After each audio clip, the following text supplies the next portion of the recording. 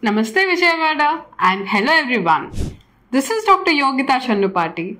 I am a rheumatology expert and from RS Rheumatology and Immunology Clinic, Kanuru. It's rheumatology, not dermatology. Vijayawada అనగానే అందరికీ గుర్తొచ్చేది Durgamma temple. Durgamma టెంపుల్కి కాలు నడకని వెళ్ళిన తర్వాత వచ్చేవి కాళ్ళ నొప్పులు, కీళ్ళ నొప్పులు. ఇలా కాకుండా కూడా కొన్ని కీళ్ళ నొప్పులు వస్తాయి. వాటిని కీళ్ళవాతం సమస్యలు అంటాము. సో అలాంటి కీళ్ళవాతం సమస్యల్ని ఎవరు చూస్తారు?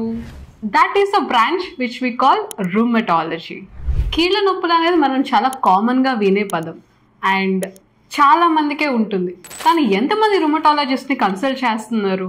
ఏదైనా కీళ్ళ నొప్పి వచ్చింది అంటే మనం మొదటిగా ఏమనుకుంటాం? ఫస్ట్ నిన్నేం తిన్నాము, చికెన్ తిన్నామా, గోంగూర తిన్నామా, బంగాళదుంప తిన్నామా, లేకపోతే ఎగ్ తిన్నామా, ఇవన్నిటి గురించి ఆలోచిస్తాం.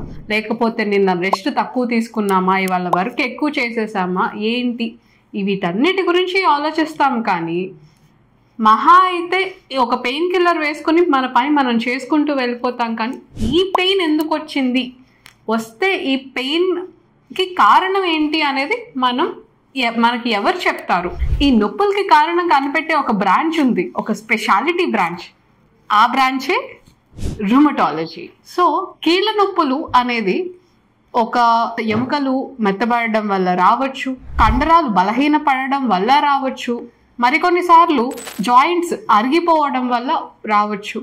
ఇవన్నీ కాకుండా కూడా మన ఇమ్యూనిటీ ఒకవేళ మన జాయింట్స్ మీద, బోన్స్ మీద దాడి చేస్తే అప్పుడు కూడా రావచ్చు.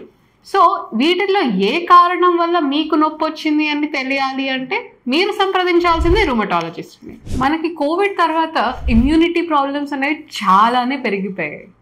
అయితే ఈ ఇమ్యూనిటీ ప్రాబ్లమ్స్ అనేవి త్వరగా ఐడెంటిఫై చేయడానికి మనకి తెలియాల్సిన ఫస్ట్ థింగ్ ఆ లక్షణాలు ఏంటి అనేది. అది జాయింట్ పెయిన్ కావచ్చు, ఒక్కొక్కసారి ఫీవర్ కావచ్చు, ఒక్కసారి బాగా అతిగా అలసిపోవడం కావచ్చు, ఒక్కొక్కసారి నోటిలో పూతలాగా కూడా వస్తుంది. సో ఇటువంటి కామన్ సిమ్టమ్సే అయినప్పటికీ ఇవి ఇమ్యూనిటీ ప్రాబ్లం వల్ల వచ్చిందా, రాలేదా, లేదంటే ఈ ప్రాబ్లమ్స్కి ఎప్పుడు రూమటాలజిస్ట్ని కన్సల్ట్ చేయాలి.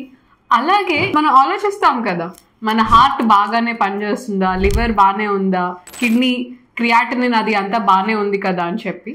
బట్ ఎంతమంది ఆలోచిస్తారు మన ఇమ్యూనిటీ బాగానే వర్క్ చేస్తుంది కదా, మనల్ని బాగానే ప్రొటెక్ట్ చేస్తుంది కదా అని?